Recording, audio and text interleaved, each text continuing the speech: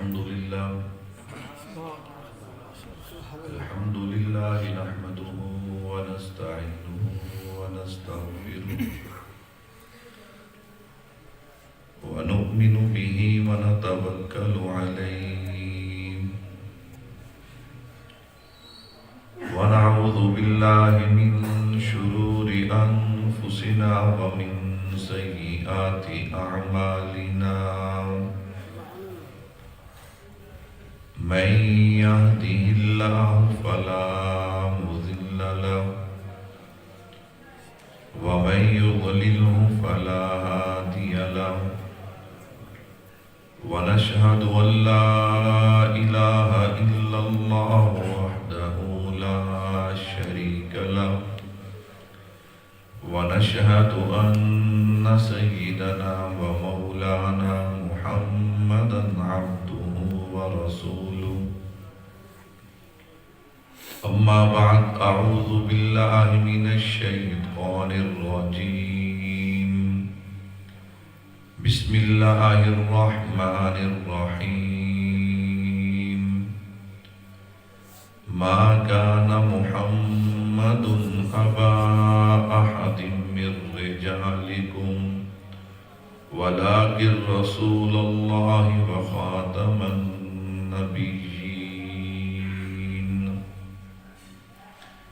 صدق الله العظيم وصدق رسوله النبي الكريم ونحن على ذلك لمن الشاهدين والشاكرين والحمد لله رب العالمين.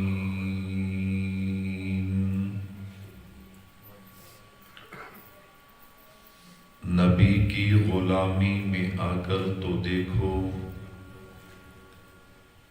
نبی کی غلامی میں آ کر تو دیکھو، ملے گا سکون آزما کر تو دیکھو، ملے گی تمہیں دو جہانوں میں عزت، ملے گی تمہیں دو جہانوں میں عزت، چہرے پہ سنت سجا کر تو دیکھو، زیارت بھی ہوگی شفاعت بھی ہوگی، زیارت بھی ہوگی شفاعت بھی ہوگی، درودوں کے نغمے سنا کر تو دیکھو، اے جنت کیا تجھ میں حور و قصور رہتے ہیں، اے جنت کیا تجھ میں حور و قصور رہتے ہیں، میں نے مانا کہ ضرور رہتے ہیں، مگر اے جنت میرے دل کا طواف کر، میرے دل میں حضور رہتے ہیں۔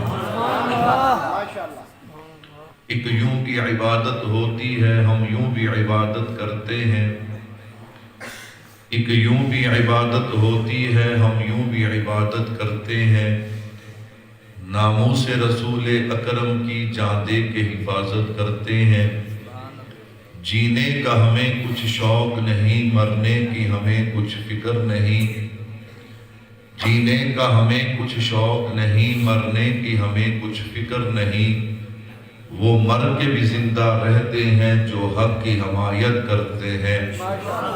تمام حضرات ایک مرتبہ درود پاک پڑھیں، اللہم صل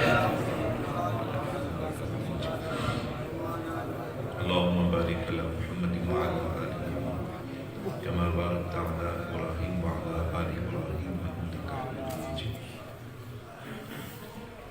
میرے نہایت ہی واجب الاحترام تشریف فرما حضرات علماء کرام، دیگر عزیز بزرگوں، دوستوں، بھائیوں، آج پہلی مرتبہ برادر مکرم حضرت مولانا کلیم اللہ صاحب کی دعوت پہ دین کی نسبت سے آپ حضرات کی زیارت کا شرف حاصل ہو رہا ہے۔ اللہ سے دعا ہے اللہ رب العزت ہم سب کا یہاں مل بیٹھنا، دین کی بات سننا سنانا اپنی بارگاہ میں قبول و منظور فرمائے۔ اس کا ایکو کم کر۔ حضرات محترم، وقت کافی ہو چکا ہے، میں بلا تاخیر جہاں پہ خطیب پاکستان حضرت مولانا علامہ شبیر احمد عثمانی صاحب نے بات کو چھوڑا، وہیں سے بات کا آغاز کرنے جا رہا ہوں۔ حضور اکرم صلی اللہ علیہ وسلم کی غلامی اور آپ کی نسبت یہ کتنا بڑا اعزاز ہے۔ میرا دل کرتا ہے کہ میں یہیں سے بات کا آغاز کروں، کیا خیال ہے؟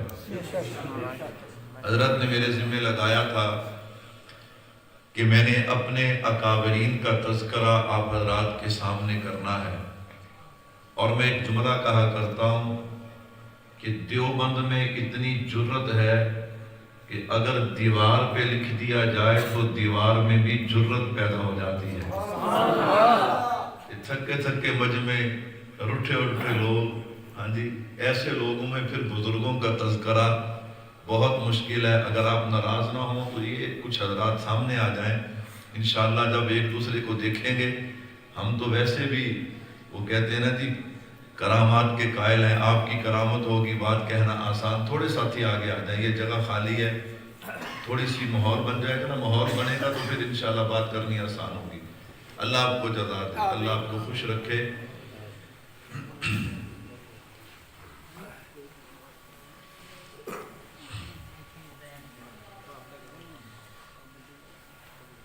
ایک مرتبہ پھر درود پاک پڑھیں، اللہم صلی علی محمد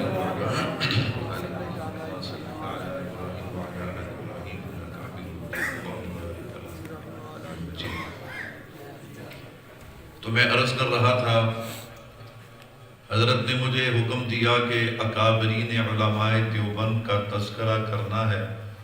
کیا خیال ہے؟ آپ حضرات سنیں گے انشاءاللہ؟ البرکت مع اکابرکم، اکابرین کے ساتھ اللہ نے برکت کو رکھا ہے۔ اور پھر اللہ نے ہمیں جو اکابر دیے ہیں ان کے کیا کہنے، میں کوشش کروں گا۔ آپ بارش میں آئے، وقت نکالا، میں نے بھی تقریباً 8 گھنٹے کا سفر کیا۔ انشاءاللہ بیان کے فوراً بعد دوبارہ سفر کرنا ہے، تو میں ختم نبوت، عقیدہ ختم نبوت اب اس کو چھوڑتا ہوں۔ اس کے لیے اکابرین علماء دیوبند کی جو قربانیاں ہیں انشاءاللہ اس پہ کچھ باتیں عرض کروں گا۔ اللہ سے دعا ہے اللہ مجھے شرح صدر کے ساتھ کلام کرنے کی توفیق عطا فرمائے۔ میرے بھائیوں، اللہ نے انسان کو بے شمار نعمتوں سے نوازا ہے۔ اللہ رب العزت نے انسان کو اتنی نعمتیں دی ہیں، اگر میں اور آپ ان کو شمار کرنا چاہیں یہ میرے اور آپ کے بس میں نہیں ہے۔ اللہ نے جو نعمتیں عطا کی ہیں ان نعمتوں میں ایک بڑی نعمت کہ اللہ نے ہم سب کو انسان بنایا ہے۔ کہہ دو الحمدللہ۔ تھوڑی دیر کے لیے سوچئے، اگر اللہ ہمیں انسان نہ بناتے، اللہ ہمیں جانور بنا دیتے، اللہ گھوڑا اور گدھا بنا دیتے، ہم اللہ کا کیا بگاڑ سکتے تھے؟ مختصر سی تمہید باندھنے لگا ہوں، پھر انشاءاللہ اس پہ آغاز کلام کروں گا۔ اللہ کا شکر ہے اللہ نے ہم سب کو انسان بنایا۔ انسان بنانے کے بعد اللہ نے دوسری نعمت یہ دی ہے، اللہ نے کسی کافر کے گھر میں پیدا نہیں کیا۔ اللہ کسی یہودی، کسی عیسائی، کسی سکھ اور ہندو کے گھر میں پیدا کر دیتے، ہم اللہ کا کیا بگاڑ سکتے تھے؟ اللہ نے پہلا کرم کیا، ہمیں انسان بنایا، تو دوسرا کرم کیا کہ صاحب ایمان بھی بنا دیا۔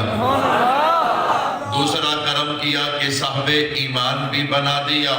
صاحب ایمان بنا کر اللہ نے یہ نہیں کیا کہ ہمیں کسی اور نبی کی امت میں پیدا کر دیا۔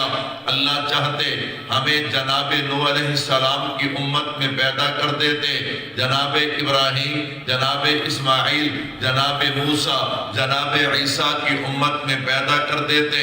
ایمان والو، اللہ نے انسان بنا کے، صاحب ایمان بنا کے پھر جو نعمت دی ہے، اگر میں یوں کہوں تو مبالغہ نہ ہوگا، ساری کائنات کی نعمتیں جمع کر لی جائیں، مقابلہ تو دور کی بات ہے، یہ نعمتیں مقابلے میں بھی نہیں آ سکتی۔ آپ کہیں گے مولوی صاحب وہ نعمت کون سی ہے؟ تو میں نے کہا سننا ذرا، اللہ نے انسان بھی بنایا، صاحب ایمان بھی بنایا، اور سب سے بڑا کرم یہ کیا کہ کملی والے کا غلام بنا دیا ہے۔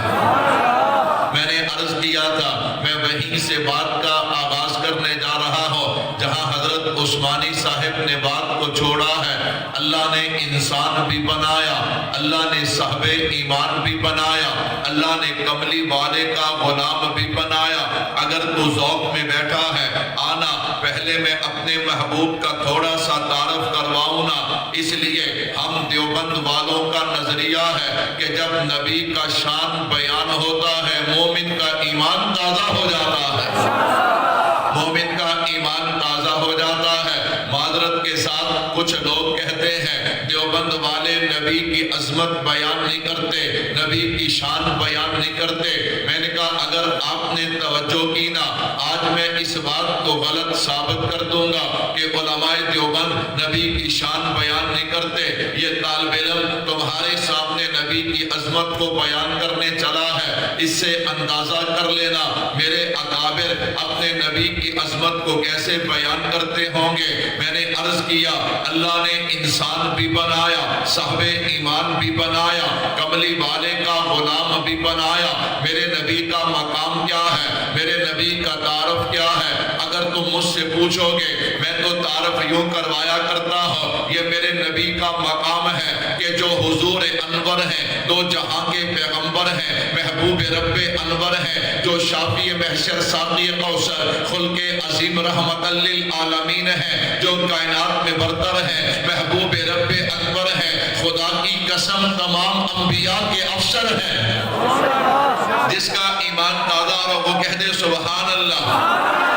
میرے نبی کا مقام کیا ہے، میرے نبی کا شان کیا ہے؟ میں نے کہا اگر تو مجھ سے پوچھے گا میں تو اپنے نبی کا تعارف یوں کروایا کرتا ہوں، یہ میرے نبی کا مقام ہے کہ جو حسین ہے، دل نشین ہے، محجبین ہے، بہترین ہے، بالیقین ہے، جو صاحب جمال ہے، صاحب کمال ہے، رحمت سے مالا مال ہے، فضل ذوالجلال ہے، جناب آمینہ کا لال ہے۔ میرے نبی کا مقام کیا ہے، میرے نبی کا شان کیا ہے؟ میں نے کہا آدھی رات کا وقت اور برستے ہوئے بادل ہیں اور میں نبی کا شان سنانے چلا ہوں، ایمان والوں کا ایمان تازہ ہوگا، وہ میرا ساتھ دیں گے۔ میرے بھائی توجہ رکھنا، میرے نبی کا مقام کیا ہے، میرے نبی کا شان کیا ہے؟ اگر تو مجھ سے پوچھے میں تو اپنے نبی کا تعارف یوں کروایا کرتا ہوں، یہ میرے نبی کا مقام ہے کہ میرا نبی، اگر میرا نبی کا مقام ہے یہ میرے نبی کا شان ہے، یہ اللہ نے میرے اور آپ کے نبی کو عظمت دی ہے۔ میرا نبی بولے تو اللہ کا قرآن بنتا ہے، میرا ایک ایک جملہ نبی کی عظمت کا ٹھاٹھے مارتا سمندر ہے۔ توجہ رکھنا، یہ میرے نبی کا مقام ہے، میرا نبی بولے تو اللہ کا قرآن بنتا ہے، میرا نبی ہاں کرے تو چیز حلال ہوتی ہے، میرا نبی نہ کرے تو چیز حرام ہوتی ہے، یہ میرے نبی کا مقام ہے۔ میرا نبی نظر اٹھائے تو آسمان کو بلندیاں ملتی ہیں، نظر جھکا دے تو زمین کو وسعتیں ملتی ہیں، یہ میرے نبی کا مقام ہے۔ میرا نبی مسکرا دے تو جنت کو بہاریں مل جاتی ہیں، یہ میرے نبی کا مقام ہے۔ میرا نبی براق پہ سوار ہو معراج ہوتا ہے، صدیق کے کندھے پہ آئے تو ہجرت ہوتی ہے، یہ میرے نبی کا مقام ہے کہ میرا نبی چہرہ ظاہر کرے، دن کو اجالا ملتا ہے، زلفیں بکھیر دے رات کو اندھیرا ملتا ہے، یہ میرے نبی کا مقام ہے۔ میرے نبی کو پسینہ آ جائے گلشن پہننے لگتے ہیں، یہ میرے نبی کا مقام ہے۔ اگر دنیا میں قدم رکھے اللہ خزاں کو بہار میں بدل دیتے ہیں، اندھیرے کو اجالے میں بدل دیتے ہیں، یہ میرے نبی کا مقام ہے۔ اماں کے شکم میں آئے، اماں رات کو باہر نکلے، آسمان کے ستاروں سے آواز آتی ہے آخری نبی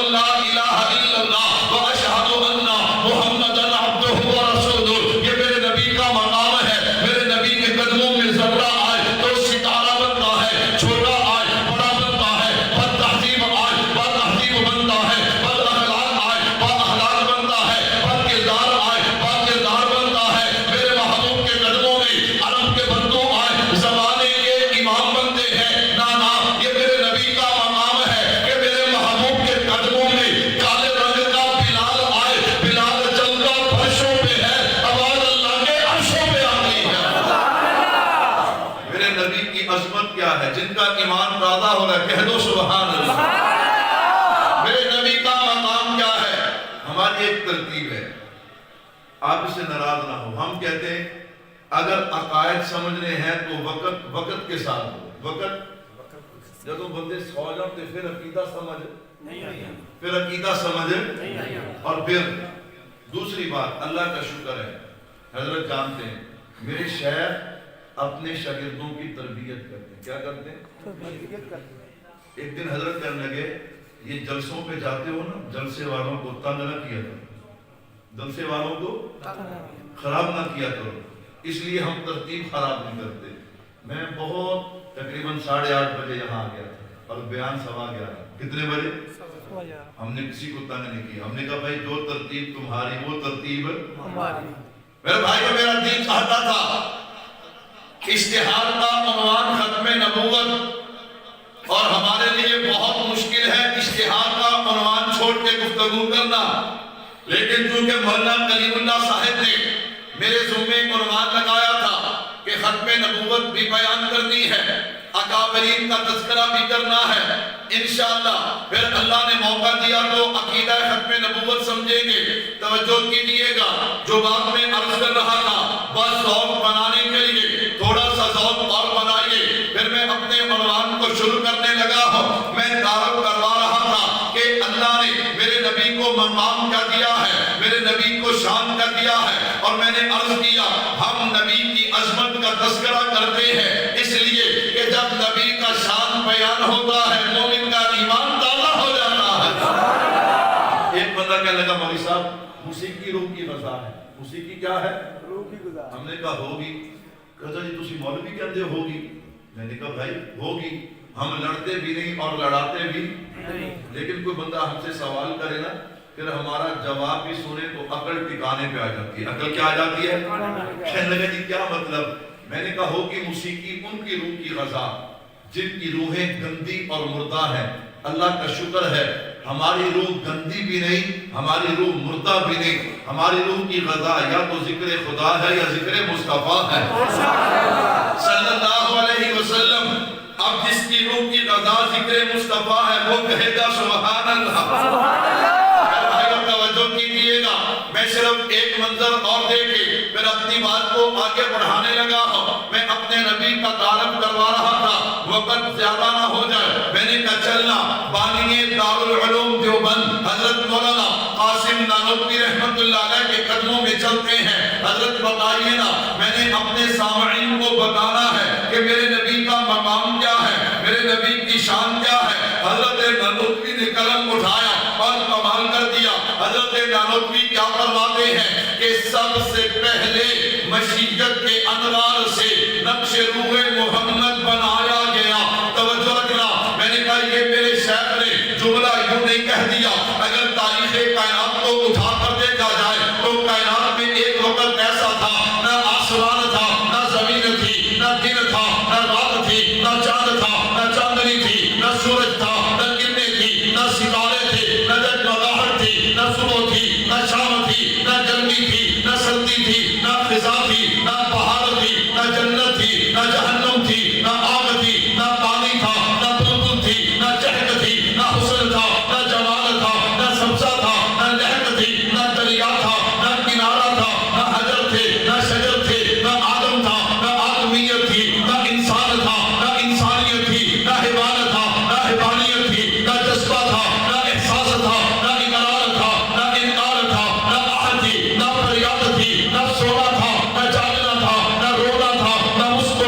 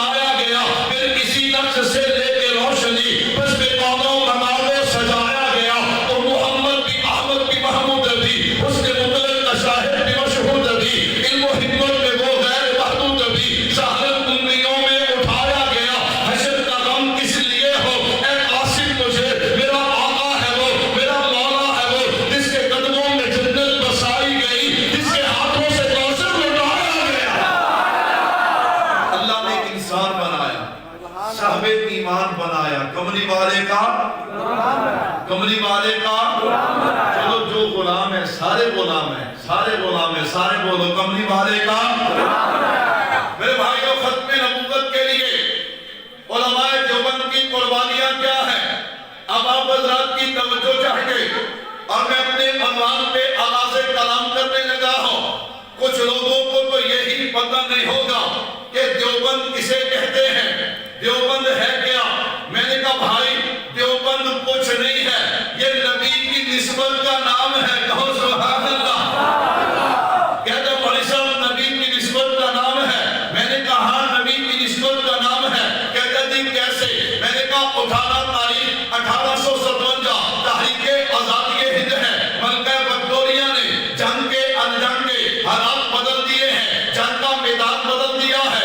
اب اس نے عیسائیت کی تبلیغ شروع کی ہے، مسلمانوں کے دین کو چھیڑنا شروع کیا ہے۔ جب حضرت نانوتوی نے یہ حالات دیکھے ہیں نا تو مولانا قاسم نانوتوی رحمت اللہ علیہ نے اعلان کیا اور ملکہ وکٹوریہ اگر تو ہمارے دین کو نقصان پہنچانا چاہتی ہے سن لے، میں ہندوستان کی سرزمین پہ ایک مدرسے کی بنیاد رکھوں گا جو مدرسہ قیامت کی صبح تک دین کی اشاعت بھی کرے گا، دین کا دفاع بھی کرے گا، دین کی اشاعت بھی کرے گا، دین کا دفاع بھی کرے گا۔ اب میں اکابرین کا تذکرہ چھیڑنے چلا ہوں، اب دیوبندی میرا ساتھ دے گا، توجہ کیجئے گا۔ حضرت نانوتوی نے یہ اعلان کیا، اگر اس کو میں اپنے انداز میں یوں سنا دوں نا، میں نے کہا ہندوستان کی تاریخ کو اٹھانا، ہندوستان کی تاریخ میں ایک وقت ایسا تھا ہندوستان میں کفر کا طوفان تھا، شرک پر جوان تھا، بدعات رسومات رواجات میں مبتلا انسان تھا، عقیدہ خام تھا، ہر غلط کام تھا، جہالت کا اندھیرا تھا، انگریز کی حکمرانی تھی، ہر طرف ویرانی ہی ویرانی تھی، بڑے بڑے جگیردار سرمایہ دار حکومت کے وفادار تھے، ملک و ملت کے غدار تھے، قرآن کے نسخے چلائے جا رہے تھے، اسلام کے نقشے مٹائے جا رہے تھے، ہر طرف عجیب حالات تھے۔ ان حالات میں میرے اللہ کو ترس آیا اور اللہ نے اس وقت کے علماء کے دل و دماغ میں اس بات کو اتارا کہ ہندوستان کی سرزمین میں ایک مدرسے کی بنیاد رکھی جائے۔ اس لیے مولانا حبیب الرحمن عثمانی فرماتے ہیں کہ دارالعلوم دیوبند کا سنگ بنیاد رکھنے سے پہلے جو مشورہ ہوا کہ ایک مدرسہ ہونا چاہیے، اس میں جتنے بزرگ آئے اللہ نے خواب کے ذریعے الہام کے ذریعے ان کے دل و دماغ میں اس بات کو ڈالا تھا کہ یہاں ایک مدرسے کی بنیاد رکھی جائے۔ مولانا قاسم نانوتوی فرماتے ہیں میں نے خواب دیکھا، میں بیت اللہ کی چھت پہ کھڑا ہوں، میرے ہاتھوں کی 10 انگلیاں پانی کے چشمے جاری ہوتے ہیں، پوری دنیا میں پھیل جاتے ہیں۔ مولانا رفیع الدین عثمانی رحمت اللہ علیہ فرماتے ہیں میں نے خواب میں دیکھا مجھے علوم دین کی چابیاں پکڑا دی جاتی ہیں۔ اللہ اکبر، خیر دارالعلوم دیوبند کا مشورہ ہو گیا کہ ہندوستان کی سرزمین پہ ایک مدرسے کا قیام ہونا چاہیے۔ دیوبند کی بستی ہے، ہاں جناب والا چھتا والی مسجد انار کے درخت کے نیچے 1866 ہے، ایک انار کا درخت ہے، ایک طالب علم ایک شاگرد بیٹھتا ہے، ایک استاد بیٹھتا ہے، مدرسے کا آغاز ہو جاتا ہے۔ دنیا حیران ہے، دنیا حیران ہے کہ انار کے درخت کے نیچے ایک استاد ایک شاگرد بیٹھا اور فیض پوری دنیا میں پھیل گیا۔ میں نے کہا یہی تو بتانا چاہتا ہوں کہ نسبت مصطفیٰ بھی بڑی چیز ہے۔ دنیا حیران ہے، انار کا درخت کوئی عمارت نہیں ہے کہ بہت بڑی عمارت ہو، بہت بڑا فن ہو، ایک انار کا درخت، ایک استاد اور ایک شاگرد، اور فیض پوری دنیا میں پھیل گیا۔ کہاں پھیل گیا؟ پوری دنیا میں۔ کہتا مولوی صاحب یہ کیا ہے؟ میں نے کہا کوئی اخلاص کہے گا، کوئی محنت کہے گا، کوئی تقویٰ کہے گا، اور میں یوں کہتا ہوں یہ نسبت مصطفیٰ ہے۔ کہہ دو صلی اللہ علیہ وسلم۔ نسبت مصطفیٰ کی بڑی چیز ہے، توجہ رکھنا۔ یہ 1866 انار کے درخت کے نیچے جس مدرسے کا آغاز ہوا نا، 10 سال گزرے، 1876 آیا، طالب علم زیادہ ہو گئے، اب عمارت کی ضرورت پڑی نا۔ مولانا رفیع الدین عثمانی رحمت اللہ علیہ فرماتے ہیں دارالعلوم دیوبند کی سب سے پہلی عمارت جسے نو درہ کہا جاتا ہے، جو آج بھی دیوبند میں موجود ہے، اس عمارت کی بنیادیں کھودی گئی ہیں۔ حضرت مولانا رفیع الدین رحمت اللہ علیہ فرماتے ہیں میں رات کو سویا، مجھے اللہ کے نبی کی زیارت نصیب ہوتی ہے۔ سننا بھائیو، میرے نبی کی نسبت کیا ہے؟ کہ دیوبند کا فیض پوری دنیا میں کیسے پھیلا ہے؟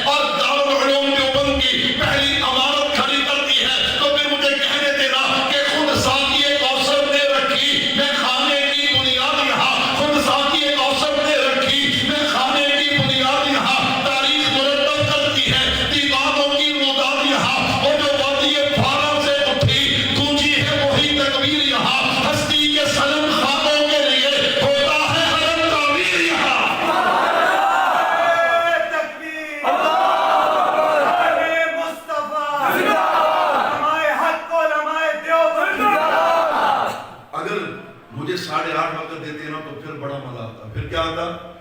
لیکن اب بھی ہم گھبرانے والے نہیں، نخرہ ہم میں ہے نہیں. کہو الحمدللہ.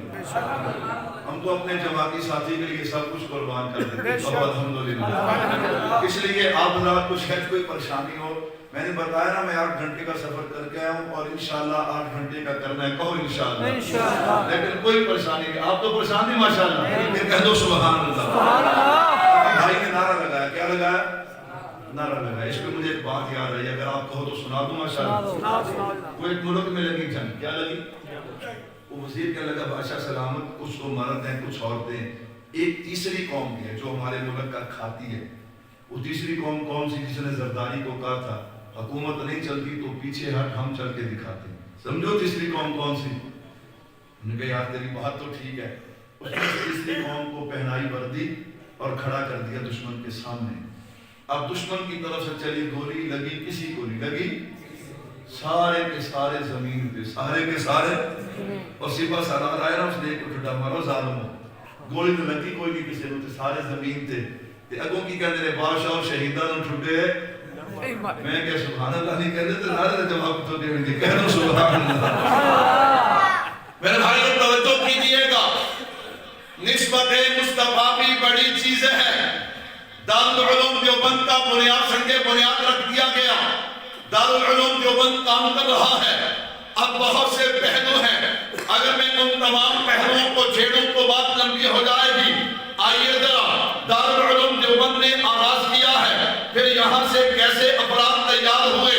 میں نے کہا یہاں سے ایسے افراد تیار ہوئے جنہوں نے خدا کی توحید پہ بھی پہرا دیا، نبی کی ختم نبوت پہ بھی پہرا دیا، صحابہ اہل بیت کی عظمت پہ بھی پہرا دیا، جنہوں نے قرآن و حدیث کا، قرآن و سنت کا، فقہ کا علم پوری دنیا میں پھیلایا ہے. مجھے کہنے دینا یہ دارالعلوم دیوبند ایسا گلشن تیار ہوتا ہے، ایسا باغ تیار ہوتا ہے، اس کا ایک ایک پھول ایسے مہکا کہ کہنے والے کو کہنا پڑا اس وادی گل کا ہر ذرہ خورشید جہاں کہلایا ہے. اس وادی گل کا ہر ذرہ خورشید جہاں کہلایا ہے. جو رند یہاں سے اٹھا ہے وہ پیر مغا کہلایا ہے. ہر موج یہاں ایک دریا ہے، ایک ملت ہے، ہر مرد یہاں گونجا تھا، اول تک گونجے گا آوازہ اہل درد یہاں. انشاءاللہ. اللہ نے علماء دیوبند کو جو نسبت دی ہے نا، یہ نسبت بڑی کمال. یہ نسبت کیا ہے؟ بڑی کمال ہے. ہم نے کسی پہ فتویٰ نہیں، کسی کو غلط نہیں، کسی کے بزرگوں کو چھیڑا نہیں. اپنے بزرگوں کے تذکرے کر رہے ہیں. کس کے تذکرے کر رہے ہیں؟ کرنے چاہیے کہ نہیں کرنے چاہیے؟ بعض دفعہ بندے ایوے صوفی بنتے ہیں، نہیں جی نہیں جی نہیں جی. میں نے کہا دیکھنا خاندان کا نوجوان اگر اپنے خاندان کے بزرگوں کا ذکر کرے تو لوگ کہتے ہیں یہ نوجوان بہت اچھا ہے. یہ نوجوان کیا ہے؟ بہت اچھا. میں نے کہا ہمیں کوئی اچھا کہے نہ کہے ہمیں اس سے پرواہ نہیں. ہم گلی گلی اپنے بزرگوں کے تذکرے کر رہے ہیں. کہو الحمدللہ. میرے بھائیوں توجہ کیجئے گا، کچھ باتیں آپ کے ذہن میں رہ جائیں. اللہ نے علماء دیوبند کو نسبتیں کیسی دی ہیں. آئیے ذرا میں 2 نسبتوں کا اظہار کر کے پھر اپنے عنوان کو آگے بڑھانے لگا ہوں. آپ کو اندازہ ہوگا ہم یوں ہی اپنے بزرگوں کی باتیں نہیں کرتے. ہمارے بزرگوں کی نسبت کی وجہ سے اللہ نے ہمیں کیسے کیسے اعزاز دیے ہیں. ابھی آپ کے ہاں یہ بنات کا مدرسہ ہے، وہاں پہ ختم بخاری شریف ہوئی ہوگی. بخاری شریف کی تو سب سے پہلی حدیث مبارکہ ہے انما الاعمال بالنیات. تمام کے تمام علماء اس کو پڑھتے ہیں. اب آپ نے توجہ کرنی ہے اللہ نے ہمیں کیسی کیسی نسبتیں عطا کی ہیں. میں نے کہا یہ گنہگار طالب علم اور کہا میرے نبی کی نسبت ہے. میرے بزرگوں کے واسطے سے اللہ نے اس گنہگار کو بھی اپنے محبوب کی کیسی نسبت عطا کی ہے. اگر آپ کا ذوق ہو آپ سبحان اللہ کہیں میں نسبت سناتا ہوں.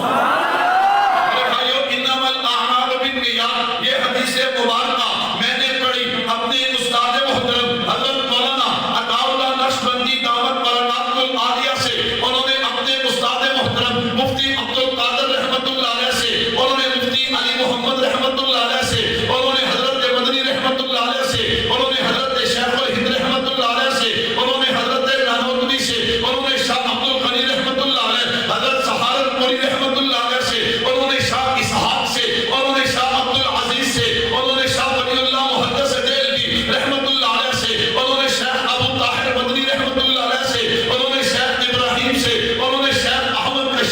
سے اور انہیں شیخ احمد بن عبد القدوس سے اور انہیں شیخ شمس الدین رحمت اللہ علیہ سے اور انہیں شیخ زین الدین ذکریہ رحمت اللہ علیہ سے اور انہیں حافظ شہاب الدین رحمت اللہ علیہ سے اور انہیں شیخ ابراہیم بن احمد رحمت اللہ علیہ سے اور انہیں شیخ عبد الاول رحمت اللہ علیہ سے اور انہیں شیخ عبد الرحمن سے اور انہیں شیخ عبداللہ سے اور انہیں شیخ محمد بن یوسف رحمت اللہ علیہ سے اور انہوں نے جناب امام بخاری رحمت اللہ علیہ سے اور انہیں حدیث مبارکہ پڑھی حضرت سفیان رحمت اللہ علیہ سے اور انہیں حضرت یحییٰ بن سعید رحمت اللہ علیہ سے اور انہیں محمد بن ابراہیم رحمت اللہ علیہ سے اور انہیں حضرت علقمہ سے سننا دیوبند کی نسبت کیا ہے حضرت علقمہ نے یہ حدیث مبارکہ پڑھی ہے جناب فاروق اعظم رضی اللہ تعالیٰ عنہ سے اور جناب فاروق اعظم نے یہ حدیث مبارکہ پڑھی ہے جناب محمد رسول اللہ صلی اللہ علیہ وسلم سے میں نے کہا کہ ادنا طالب علم اور کہا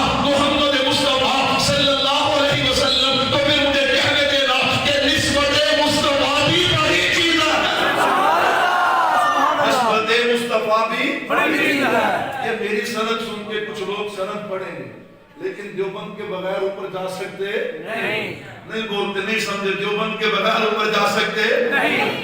میرے بھائیوں توجہ کیجیے گا میں ایک سند اور دے کے پھر اکابرین دیوبند کی ختم نبوت کے لیے قربانیاں کیا ہیں اس عنوان کو چھیڑوں گا توجہ رکھنا یہ تو علمی نسبت ہے جو میرے محبوب تک جاتی ہے اللہ کا شکر ہے ہماری روحانی نسبت بھی حضور تک جاتی ہے لوگ کہتے ہیں ولیوں کو نہیں مانتے کیا کہتے ہیں میں نے کہا بابا ہم ولیوں کو بھی مانتے ہیں ان کی کرامات کو بھی مانتے ہیں کہو سبحان اللہ لیکن عقیدہ رکھتے ہیں کرامت میں ہاتھ ولی کا ہوتا ہے طاقت کس کی ہوتی ہے احترام ولی کا کرتے ہیں سجدہ کس کو کرتے ہیں میں نے کہا اللہ کا شکر ہے میری روحانی نسبت مولانا کلیم اللہ کی روحانی نسبت اب آپ توجہ کیجیے گا ہم دونوں کو فیض ملا شیخ طریقت متکلم اسلام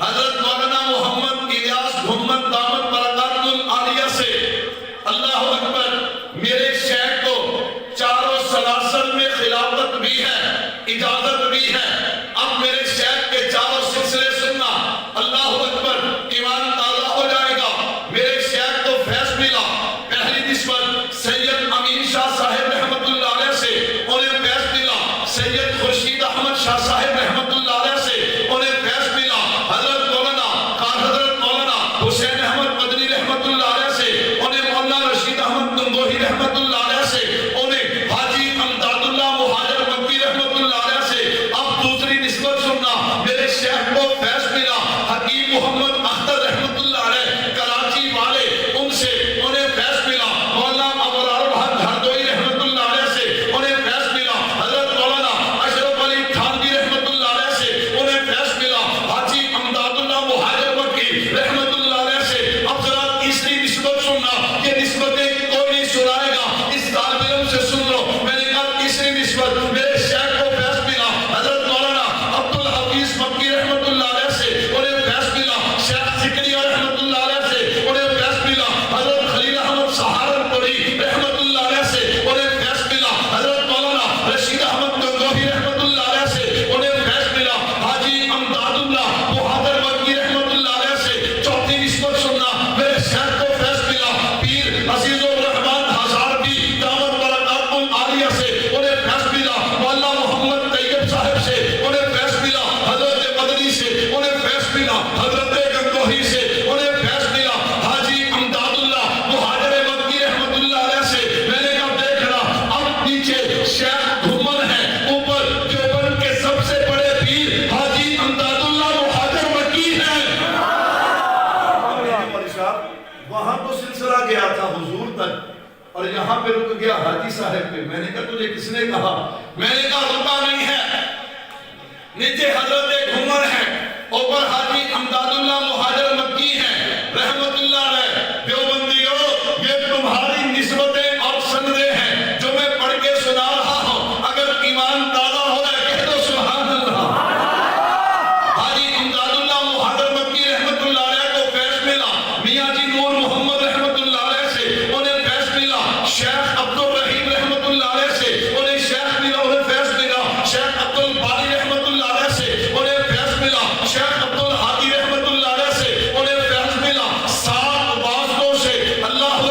شیخ عبد القدوس رحمت اللہ علیہ سے انہیں فیض ملا، حضرت مجدد القسانی رحمت اللہ علیہ سے انہیں فیض ملا، 4 واسطوں سے شیخ علی احمد صابر کلیری رحمت اللہ علیہ سے انہیں فیض ملا، حضرت بابا فرید الدین گنج شکر رحمت اللہ علیہ سے انہیں فیض ملا، حضرت خواجہ قطب الدین مختار کاکی رحمت اللہ علیہ سے انہیں فیض ملا، حضرت معین الدین چشتی اجمیری رحمت اللہ علیہ سے انہیں فیض ملا، 10 واسطوں سے حضرت شیخ ابراہیم بن ادہم رحمت اللہ علیہ سے انہیں فیض ملا، حضرت فضیل بن عیاض رحمت اللہ علیہ سے انہیں فیض ملا، شیخ عبد الواحد بن زید رحمت اللہ علیہ سے انہیں فیض ملا، حضرت حسن بصری رحمت اللہ علیہ سے انہیں فیض ملا، حضرت علی المرتضی شیر خدا رضی اللہ تعالیٰ عنہ سے اور انہیں فیض ملا، جناب محمد رسول اللہ صلی اللہ علیہ وسلم سے دیوبند کی علمی نسبت بھی حضور تک جاتی ہے،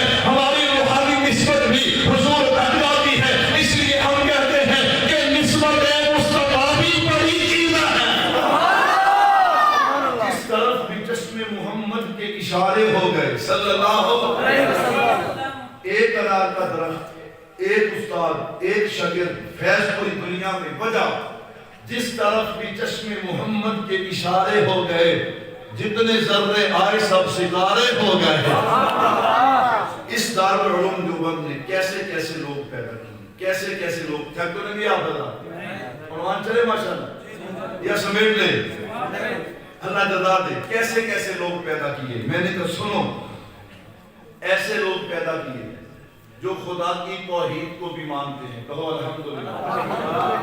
ہمارا عقیدہ ہے کہ ساری کائنات کا خالق، مالک، مشکل کشا، حاجت روا، بگڑی بنانے والا داتا کون ہے؟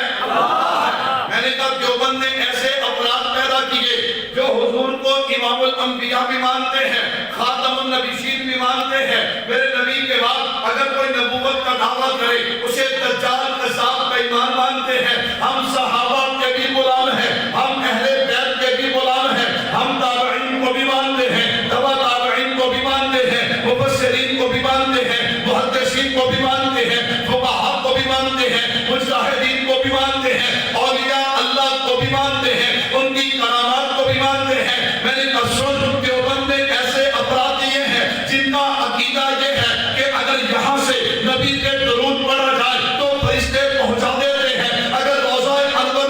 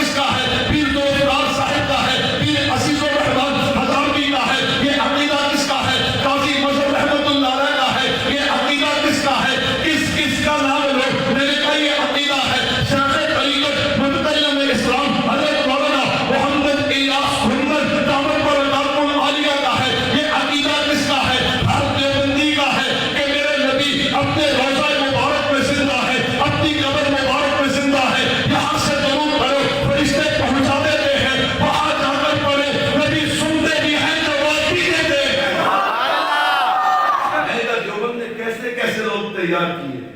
آؤ ذرا ختم نبوت کے لیے میرے اکابرین نے بے مثال قربانیاں دی ہیں. کیا کی ہیں؟ تحریک ختم نبوت چلی ہے. بہاولپور ہے. بہاولپور میں ایک عورت کا نکاح تھا ایک آدمی سے. وہ مرتد ہو گیا, قادیانی ہو گیا. وہ نواب بہاولپور کے پاس گئی اور جا کر کہتی ہے کہ میرا خامد قادیانی ہو گیا, مرتد ہو گیا, اب اس سے میرا نکاح باقی بولتے نہیں, اس سے میرا نکاح باقی نہیں. بعض دفعہ لوگ سوال کرتے ہیں, کہتے ہیں مولوی صاحب عیسائی بھی کافر ہیں, یہودی بھی کافر ہیں, لیکن اتنی سختی, وہ اہل کتاب وہاں پہ آپ نرمیاں پیش کرتے ہیں. میں نے کہا ہم نہیں کرتے, شریعت پیش کرتی ہے. اہل کتاب کے ساتھ کون پیش کرتی ہے؟ کہتے یہاں بہت سختی کرتے ہو. میں نے کہا ان میں اور قادیانیوں میں فرق ہے, ان میں اور قادیانیوں میں فرق ہے. وقت کے ساتھ مجھے وقت ملتا میں عقیدہ ختم نبوت سمجھاتا, لیکن اب توجہ کیجیے, یہ صرف کافر نہیں زندیق ہے. کیا ہے؟ زندیق ہے. زندیق کسے کہتے ہیں؟ جو ہو تو کافر لیکن اس پہ رنگ چڑھائے اسلام کا. کس کا؟ عیسائی کہتے ہیں ہم عیسائی ہیں, یہودی کہتے ہیں ہم یہودی ہیں, ہندو کہتے ہیں ہم ہندو ہیں, سکھ کہتے ہیں ہم سکھ ہیں, لیکن یہ ہے کافر اور اپنے آپ کو کہتے کیا ہے؟ بولتے ہیں اپنے آپ کو کیا کہتے ہیں؟ ہو کفر اور اس میں ملمہ سازی کرے اسلام کی, اسے زندگی کہا جاتا ہے. اس لیے ہم کہتے ہیں کہ ان کے ساتھ رشتہ داریاں کرنا, تعلق رکھنا, کاروبار کرنا, لین دین کرنا جائز نہیں ہے. میرے بھائیوں توجہ کیجیے گا, وہ عورت کریں گے نواب بہاولپور کے پاس, اس نے مقدمہ عدالت میں دے دیا. اب مقدمہ عدالت میں لگا ہے. اب جناب والا قادیانیوں نے پوری دنیا سے اپنے مربی جمع کرنے شروع کر دیے, اپنے لوگ جمع کرنے شروع کر دیے کہ ہم نے یہ مقدمہ جیتنا ہے. قادیانیت نے پورا زور لگایا ہے. جب قادیانیت نے زور لگایا نا کہ بات چلتے چلتے دارالعلوم دیوبند پہنچی ہے, یہاں پہ قربان جاؤ حضرت شیخ الہند کے شاگرد جسے حضرت مولانا انور شاہ کشمیری رحمت اللہ علیہ کہا جاتا ہے, حضرت کشمیری بڑھاپے کا عالم ہے, سخت بیمار ہے, چارپائی پہ لیٹے ہوئے ہیں. حضرت نے فرمایا اور لوگوں میں جاؤں گا بہاولپور, کہاں دارالعلوم دیوبند اور کہاں پہ بہاولپور ہے.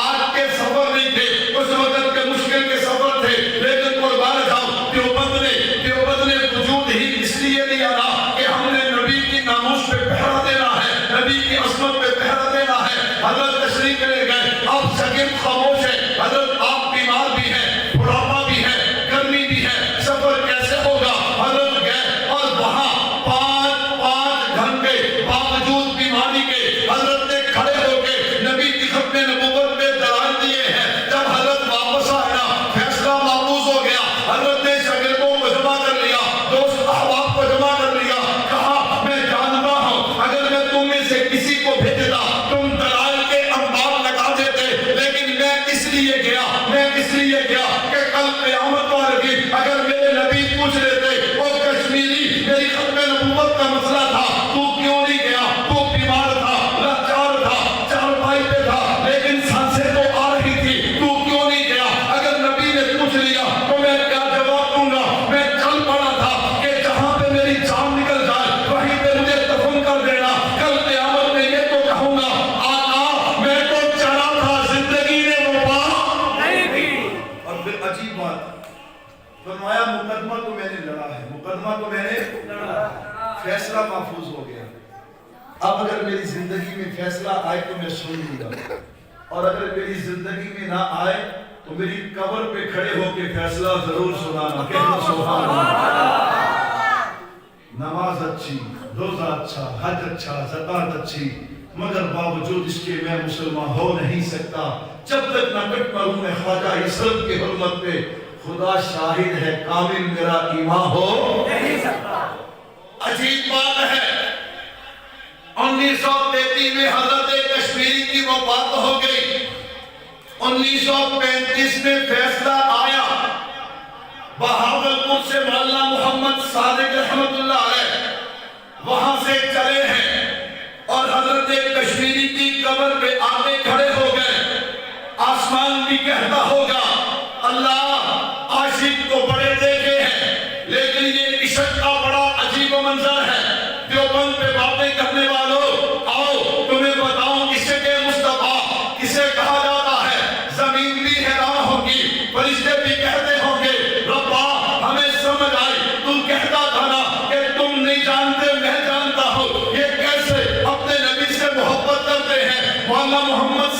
رحمت اللہ علیہ حضرت کشمیری کی قبر پہ آئے ہیں اور آ کر فیصلہ پڑھ کے سنایا. میں اپنے انداز میں یوں کہنا چاہتا ہوں وہ منظر کیسا ہوگا جب حضرت مولانا محمد صادق رحمت اللہ علیہ نے پڑھا ہوگا اے کشمیری سن لے محمد کے غلام ہار گئے ہیں, محمد کے غلام جو ہیں, محمد کے دشمن جو ہیں وہ ہار گئے ہیں اور محمد کے غلام جیتے گئے ہیں. دیوبند نے کیسے کیسے لوگ پیدا کیے, میں قربان جاؤں. حضرت مولانا غلام غوث ہزاروی سب کہہ رہے رحمت اللہ علیہ, اکلوتا بیٹا. جس بندے کا ایک بیٹا ہو نا اسے اس بات کا پتہ ہے یہ درد کیسا ہوتا ہے. بندہ قدم قدم پہ احتیاط کے ساتھ جیتا ہے. یہ ایک ہی بیٹا ہے, ایک ہی بیٹا ہے, ایک ہی اولاد ہے. حضرت کا اکلوتا بیٹا بیمار تھا. اللہ اکبر, دروازے میں دستک ہوئی, حضرت باہر گئے. ایک اجنبی ملا, مسافر ملا. اس نے کہا حضرت بڑی دور سے آیا ہوں, فلاں علاقہ ہے. وہاں ایک قادیانی مربی آیا, لوگوں کے ایمان کو خطرہ ہے. فرمایا اچھا. حضرت اندر گئے, وہ اپنا کتابوں والا تھیلا اٹھایا, چلنے لگے.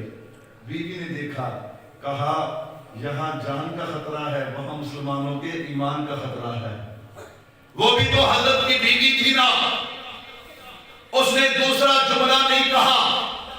حضرت چل پڑے, لاری اڈے پہ پہنچے تو بیمار بیٹا فوت ہو گیا, اللہ کو پیارا ہو گیا. پیچھے سے آدمی سائیکل پہ بھاگا, لاری اڈے پہنچا. حضرت آپ کا بیٹا اکلوتا اس دنیا کو چھوڑ کے جا چکا ہے. انسان کے دل پہ کیا بیتی ہے, لیکن حضرت نے عجیب جملہ کہا بیٹے کا جنازہ پڑھنا, دفن کرنا یہ فرض کفایہ ہے, اور جس کام پہ میں جا رہا ہوں وہ فرض عین ہے. یہ کام تم کر لینا, وہ کام میں کرنے جا رہا ہوں. میں نے کہا دیکھنا اس دیوبند کو اللہ نے کیسے کیسے ثبوت عطا کیے ہیں, جنہوں نے اپنے ناموں سے نہیں بلکہ اپنے عمل سے دنیا کو بتایا ہے کہ محمد کی محبت دین حق کی شرط اول ہے. اگر اس میں ہو کچھ خامی تو سب کچھ نامکمل ہے. اس کا تذکرہ کروں. میں نے کہا یہ ایک اور ثبوت ہے جسے دنیا سید عطا اللہ شاہ بخاری کہتے ہیں. سب کہتے ہیں رحمت اللہ. میں زیادہ بات نہیں کرتا حضرت بخاری پہ. لہجہ کیا ہوگا, ایک جگہ گفتگو کرتے ہوئے فرمایا مسلمانوں اگر تم ختم نبوت کے دفاع کے لیے کام کرو میں تمہارے کتے پالنے کو بھی تیار ہوں, تمہارے کتے نہلانے کے لیے بھی تیار ہوں. یہ باتیں یوں نہیں ہوتی, جب بندہ اندر سے تڑپتا ہے نا لو لگتی ہے. اللہ اکبر. اور پھر اللہ جملہ فرمایا اگر تم ختم نبوت کا کام نہیں کرو گے تو تمہارا سب سے بڑا باغی عطا اللہ شاہ بخاری ہوگا. کون ہوگا؟ اللہ نے پھر نوازا کیسا. حضرت درخواستی مولانا محمد عبداللہ درخواستی رحمت اللہ علیہ, حافظ الحدیث والقرآن. فرمایا میں مدینہ میں سویا پڑا, مجھے حضور کی زیارت ہوئی. کہہ دو سبحان اللہ. حضور نے فرمایا عبداللہ پاکستان جانا تو وہاں میرے بیٹے عطا اللہ بخاری کو میرا سلام کہہ رہا. سبحان اللہ. جو ختم نبوت کے وفادار بن جاتے ہیں اللہ انہیں پھر یوں نوازتا ہے. اور فرمایا اسے کہنا میں تیرے اس کام سے, ختم نبوت کے کام سے بڑا خوش ہوں, اس پہ ڈٹا ہے. قربان جاؤ. علامہ فرماتے حضرت بخاری حضرت درخواستی کے سامنے بیٹھ جاتے اور پھر روتے بھی اور پوچھتے بھی کیا حضور نے میرا نام لے کے سلام کہا. حضرت درخواستی کہتے میں کہتا ہاں بخاری حضور نے تیرا نام لے کے سلام کہا. بخاری روتا تڑپتا پھر مزے لے کے پوچھتا حضرت حضور نے میرا نام لے کے سلام دیا. فرمایا ہاں. میرے بھائیو اللہ نے زبان میں کیسی تاثیر رکھی تھی. اللہ اکبر. شاپ رسول میرے محبوب کی توحید کرنے والے کو راجپال کو جب عدالت میں چھوڑ دیا, یہ غالباً 1926 ہے, جب چھوڑا تو لاہور احاطہ عبدالرحیم میں مفتی کفیت اللہ دیوی رحمت اللہ علیہ کی صدارت میں حضرت بخاری نے گفتگو کا آغاز کیا. میں ان کے علم پہ قربان جاؤں, میں ان کے انداز خطابت پہ قربان جاؤں, میں ان کے علمی ذوق پہ قربان جاؤں, میں ان کی طرف ان کے تقوی اور طہارت پہ قربان جاؤں, میں ان کے جذبہ ناموس رسالت پہ فدا ہونے پہ قربان جاؤں. خدا کی قسم حضرت بخاری نے ایسی زندگی گزاری ہے, اگر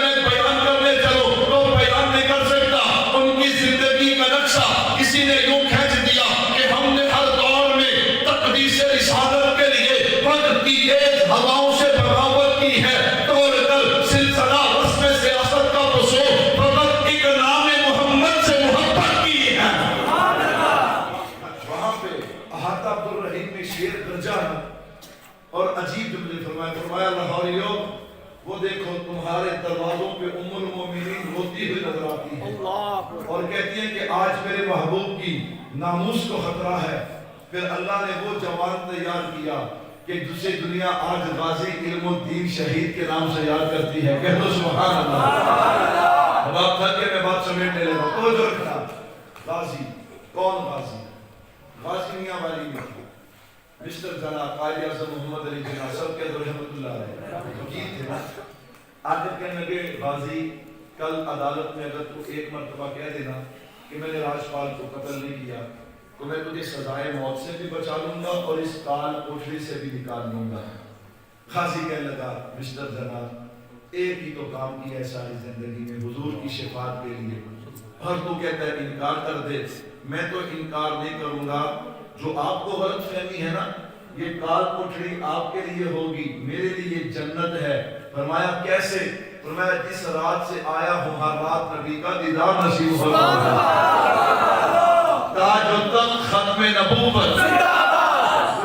میں نے کہا نبی کے ختم نبوت کے دشمنوں کو پتہ چلنا چاہیے رات کے 12:15 اتنی بارش اور نبی کے ختم نبوت کے پروانے جا رہے ہیں. تاج و تخت ختم نبوت. میرے بھائیوں توجہ کیجئے گا، تاریخ اپنے آپ کو دہراتی ہے.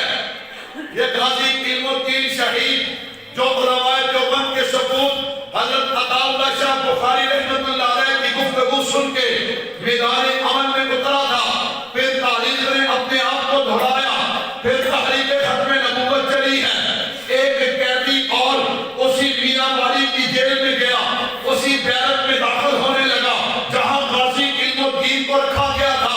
جب اس قیدی نے پہلا قدم رکھا ہے نا، وہاں کا جو وارڈن تھا، جو سپاہی تھا، وہ کہنے لگا قاضی صاحب مبارک ہو. اس نے کہا کیا مطلب؟ کہا جو پہلے آیا تھا اسے غازی علم الدین کہتے تھے، جو اب آیا ہے فرق یہ ہے وہ غازی تھا، تو قاضی ہے. تجھے قاضی احسان احمد شجاع بازی کہا جاتا ہے، دیوبند کا بیٹا کہا جاتا ہے، دیوبند کا ثبوت کہا جاتا ہے. کہا مبارکباد کیسی ہے؟ کہا کسی جگہ پہ غازی علم الدین شہید رحمت اللہ علیہ کو رکھا گیا اور کہا ایک رات تھی میں پہرے پہ تھا، میں نے عجیب منظر دیکھا.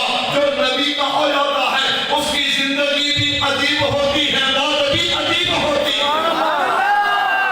میں نے عجیب منظر دیکھا. کیا دیکھا؟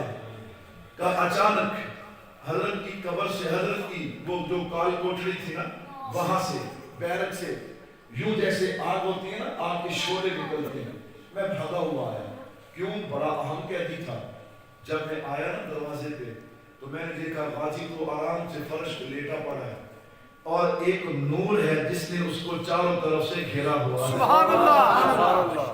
تھوڑی دیر کے بعد وہ ختم ہو گیا. میں نے دروازہ کھولا، غازی کے قدموں پہ گرا. غازی یہ کیا تھا؟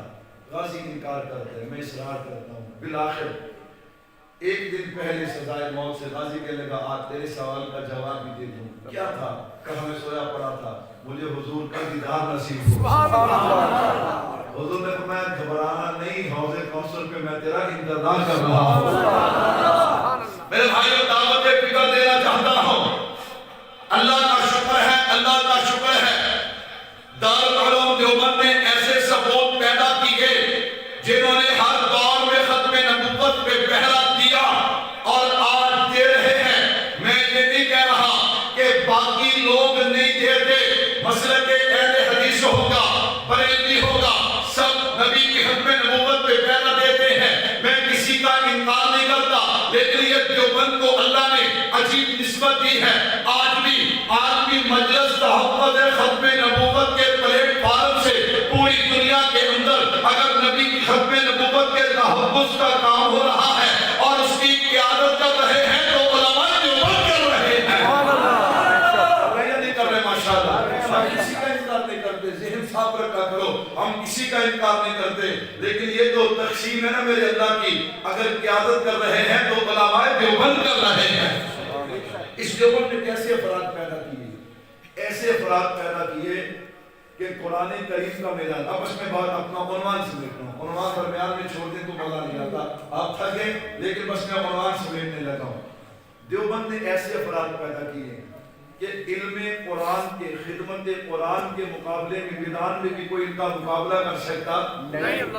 آپ کہیں گے کیا مطلب؟ میں نے کہا صرف ایک کارگزاری 2014 جدہ رابطہ عالم اسلامی ایک مسلمانوں کی تنظیم ہے تمام مسلمان ممالک کی، انہوں نے جدہ میں ایک کنونشن رکھا، ایک پروگرام رکھا، ایجنڈا کیا تھا پوری دنیا سے مسلمان ممالک کا ایک ایک بندہ بلاؤ جو اپنے ملک سے حساب کر کے آئے کہ اس سال ہم نے قرآن کے کتنے حافظ بنائے ہیں، اس سال قرآن کے کتنے حافظ۔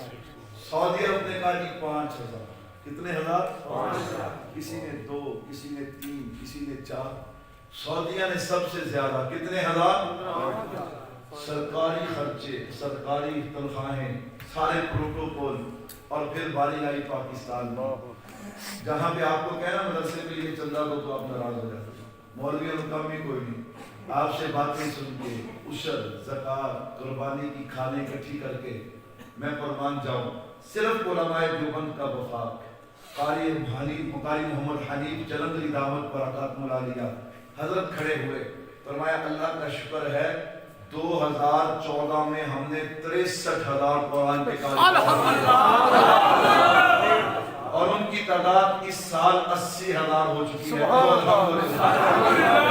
یہ تو وہ ہیں جو وفاق کے ذریعے امتحان دیتے اور جو اس سے ہٹ کے ہیں۔ میں نے کہا دیوبند نے کیسے لوگ پیدا کیے؟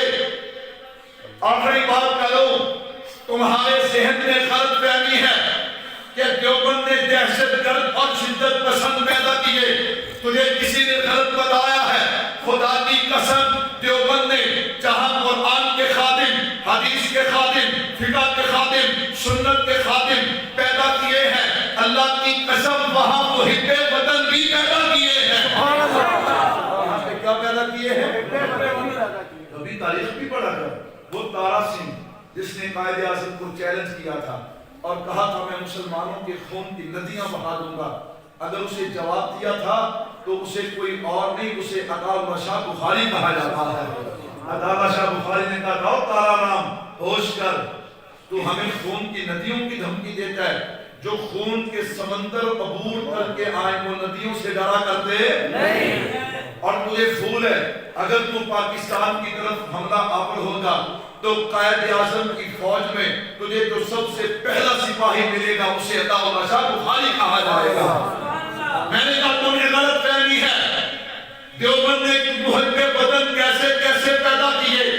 حضرت مولانا احمد علی لاہوری رحمۃ اللہ علیہ کو حضرت مدنی نے کہا تھا کہ جب تک مسجد بنے گا اختلاف ہو سکتا ہے، کیا مطلب؟ مسجد یہاں پہ نہیں وہاں پہ ہونی چاہیے، یہاں پہ ہونی چاہیے، صفحے 4 ہونی چاہیے، 6 ہونی چاہیے، لیکن جب مسجد بن جائے پھر سب پہ احترام لازم ہوتا ہے۔ کہا اب پاکستان بن گیا تو مسجد کی طرح جس طرح مسجد کا احترام لازمی ہے پاکستان کا احترام بھی لازمی ہے۔ بڑی باتیں کرتے ہیں لوگ، بڑی باتیں کرتے ہیں۔ میں نے کہا چھوڑو سب کو، آؤ جس نے پاکستان بنایا، کس نے بنایا؟ تو میرے اللہ نے نا اسباب کے درجے میں جس نے محنت کی ہے، قائد اعظم محمد علی جناح سب کے ادھر رحمت اللہ علیہ، اسے مانتے یا نہیں مانتے؟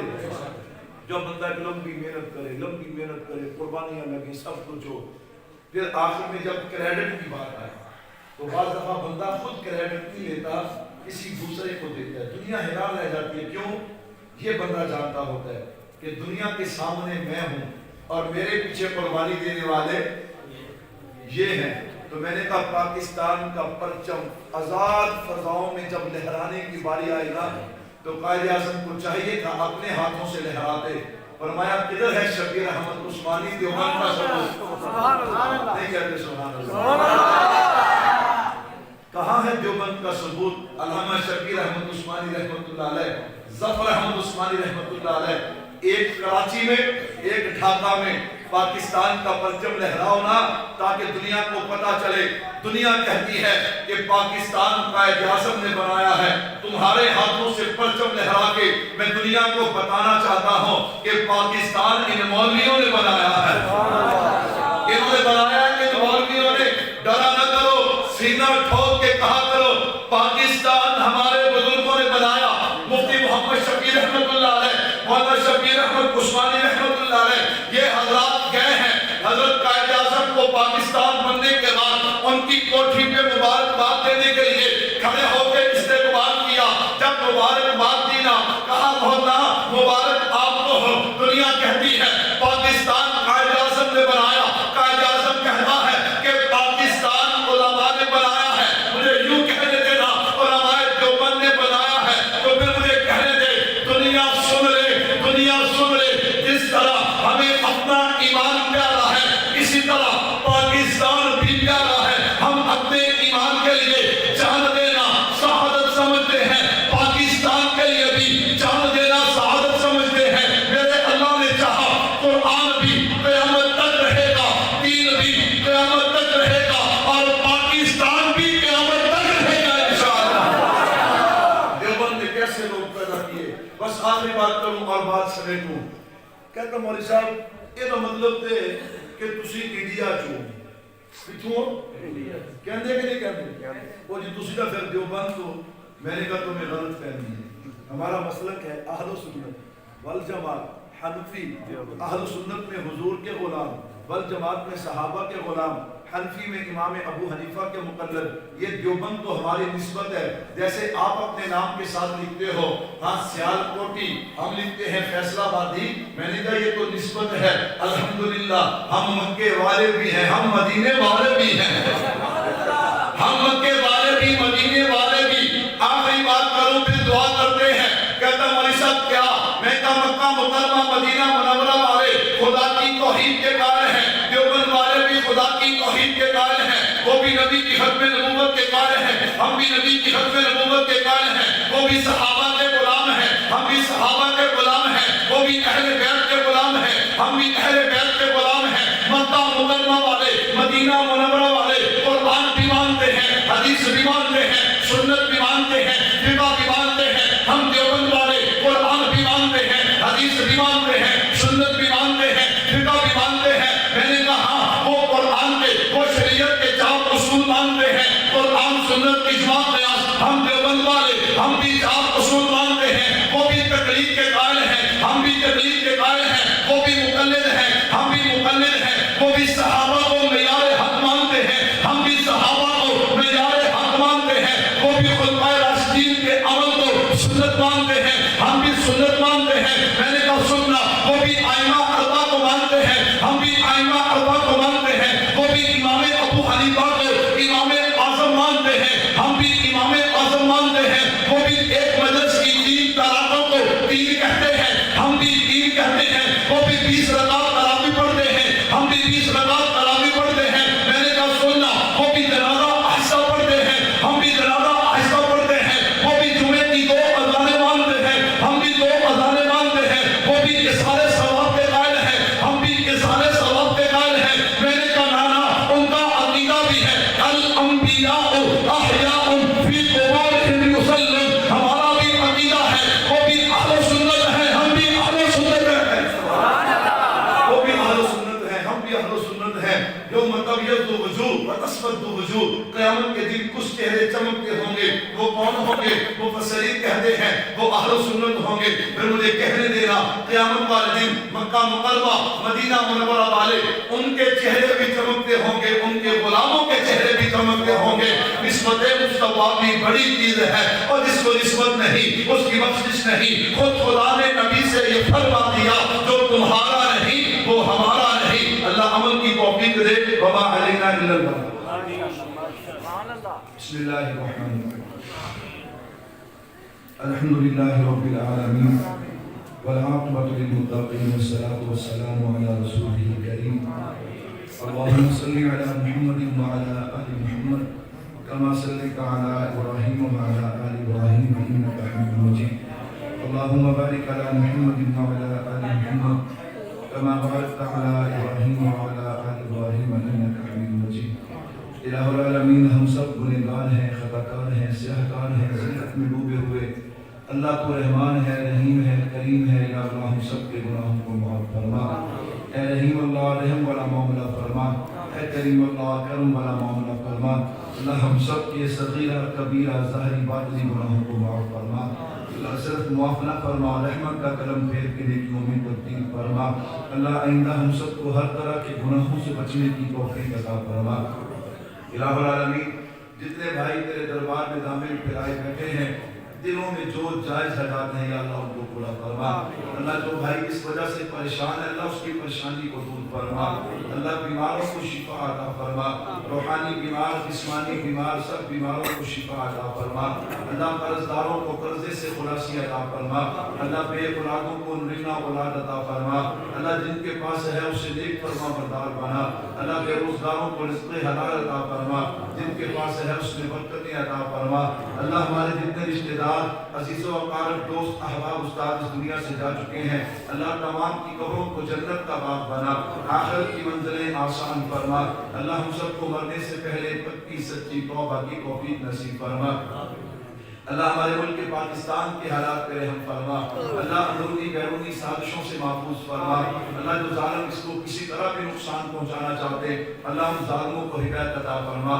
اگر ان کی قسمت میں ہدایت نہیں تو اللہ انہیں چن چن کے تباہ و برباد فرما اللہ علماء طلباء مساجد مدارس کی حفاظت فرما اللہ پوری دنیا میں جہاں بھی مسلمان مظلوم ہیں اللہ انہیں ظالموں کے ظلم سے نجات عطا فرما اللہ خصوصاً ہندوستان کے مسلمانوں پہ رحم بڑا معاملہ فرما اللہ وہاں بھی ظالموں کی قسمت میں ہدایت ہے تو ہدایت عطا فرما اگر ان کی قسمت میں ہدایت نہیں تو اللہ انہیں تباہ و برباد فرما اللہ ہماری آج کی یہ مجلس جن احباب نے سجائی خرچ کیا اہتمام کیا سننے آئے سنانے آئے اللہ تمام کی کوششیں کاوشیں اپنی بارگاہ میں قبول و منظور فرما اللہ اس کے بدلے میں تمام کے علم میں عمر میں گھر بار میں صحت میں رزق میں اولاد میں برکتیں عطا فرما اللہ جادوگروں کے جادو سے محفوظ فرما اللہ شرور و فتن سے محفوظ فرما حادثوں سے محفوظ فرما مصیبتوں سے محفوظ فرما الہ العالمین ہم سب کو اپنی محبت نصیب فرما اپنے محبوب کی محبت نصیب فرما اللہ اپنے محبوب کے محبوبوں کی محبت نصیب فرما اللہ ہمارے اس مدرسے کو